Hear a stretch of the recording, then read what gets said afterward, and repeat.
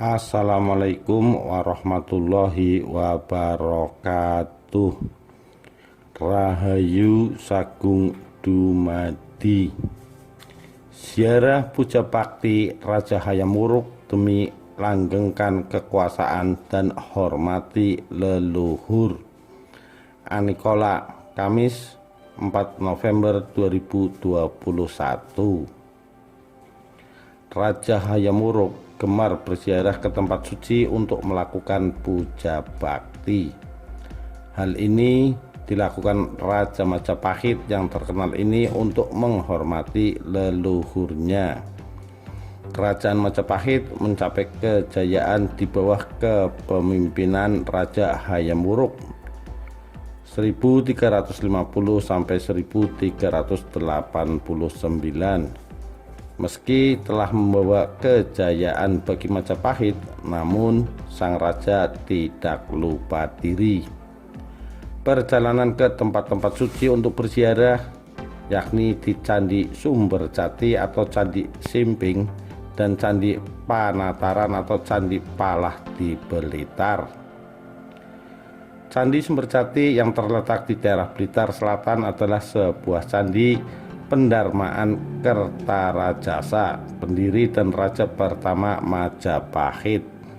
Dia adalah leluhur Raja Hayam Wuruk, sehingga sudah kewajibannya untuk mengunjungi bahkan memelihara tempat pendarmaan leluhur tersebut. Perjalanan sang raja itu tercatat dalam buku Menuju Puncak Kemegahan Sejarah Kerajaan Majapahit karya Slamet Muljana. Perjalanan Hayam Wuruk juga ditandai oleh kegiatan dan kunjungannya ke tempat suci guna menghormati leluhur dinasti Majapahit. Tempat-tempat yang mendapat perhatian khusus adalah Singasari, Kagenengan, Kidal, dan Jajagu atau Candi Jago. Di Singasari, Hayam Wuruk melakukan puja bakti di sebuah dharma atau candi pendarmaan milik buyutnya, Kertanegara, raja terakhir Singasari. Kertanegara didarmakan di Singasari dengan arca berwujud Siwa Buddha. Setelah melakukan puja, raja beristirahat selama beberapa waktu sambil menikmati keindahan alam di Kedung Biru dan Bureng. Dari Singasari, raja beriringan ke arah selatan menuju Kagenengan. Di Kagenengan, raja melakukan puja pada candi pendarmaan Sri Ranggah Rajasa, Ken Arok, raja pertama Tumapel dan pendiri Wangsa Rajasa. Perjalanan sang raja itu juga tercatat dalam teks Desawarnana atau Nagara Kertagama karya Empu Prapanca yang turut dalam perjalanan tersebut. Diceritakan dalam teks Desawarnana mencatat bahwa Hayam Wuruk melakukan 6 kali perjalanan mengunjungi Pajang pada tahun 1353, Lasem 1354, Lodaya 1357, Lumajang 1359, Tirip Sambur 1360, Palah Blitar 1361 dan Simping 1363. Hayam Wuruk juga berkunjung ke pendarmaan Candi Kidal 11 km tenggara kota Malang yang dibangun untuk Anusanata atau Anusapati, pengganti Ken Arok yang wafat tahun 1170 Saka atau 1248 Masehi. Selepas memberi sembahan, Hayam Wuruk melanjutkan perjalanan dan tiba di desa Tumpang yang terletak 6 km sebelah timur Kidal. Terdapat sebuah bangunan pendarmaan untuk Wisnuwardana, raja ketiga Tumapel. Wisnuwardana didarmakan sebagai Siwa di Weleri dan sebagai Buddha di Candi Jago.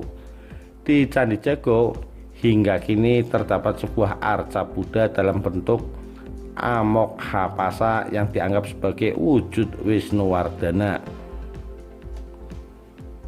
Dalam buku Menuju Puncak Kemegahan Sejarah Kerajaan Majapahit, karya Slamet Muljana juga mencatat selain melakukan perjalanan ke tempat-tempat suci para leluhur, Raja Hayam Wuruk juga kerap kali melakukan inspeksi mendadak atau sidak dan keliling wilayah kekuasaan Majapahit. Sang raja kerap keliling daerah setelah musim penghujan, mengadakan perjalanan ke daerah dekat-dekat Majapahit seperti Jalagiri, Blitar, Polaman, Daha, dan sebagainya. Daerah bernama Desa Pertikan Jalagiri yang terletak tidak jauh sebelah timur Majapahit, serta Wewe Pikatan di Tandi 5. Biasanya Hayam Wuruk berkunjung ke lokasi tersebut dengan berjalan kaki dan biasanya diiringi segenap pembesar-pembesar pemerintah pusat Majapahit. Tercatat pada tahun 1355 Masehi, Hayam Wuruk juga melakukan perjalanan lumayan jauh ke Pajang, kemudian ke Lasem yang berada di Rembang, Jawa Tengah pada tahun 1354 Masehi. Perjalanan ke pantai selatan tahun 1357 Masehi. Dia juga pernah melalui hutan terus ke Lodaja, Teto, Sideman pada tahun 1359 Masehi. Hayam Wuruk juga tercatat pernah mengunjungi Lumajang sekitar bulan Agustus sampai September 1359 Masehi atau 1281 Saka pada penanggalan agama Hindu. Hayam Wuruk ingin menyaksikan sendiri keadaan rakyat di desa-desa yang sulit dikunjungi orang sekalipun. Oleh sebab itu, Hayam Wuruk kerap kali menelusuri wilayah-wilayah sulit diakses, bahkan hingga tepi laut. Konon perjalanan Hayam Wuruk dan pejabat Majapahit ini kerap memakan waktu berhari-hari, berminggu-minggu, bahkan berbulan-bulan. Betapapun tempat yang sulit dijangkau dan tersembunyi, Hayam Wuruk akan menyempatkan diri untuk mengunjungi rakyatnya di pelosok wilayah. Kunjungan inilah yang juga membuat masyarakat nyaman dan aman. Bahkan para pendeta, para resi, dan para petapa yang kerap tinggal di pantai, gunung, hutan, belantara, dan tempat-tempat sunyi yang lain, dan tempat-tempat sunyi untuk bertapa brata, bersemedi agar merasa aman. Demikian, terima kasih. Wassalamualaikum warahmatullahi wabarakatuh.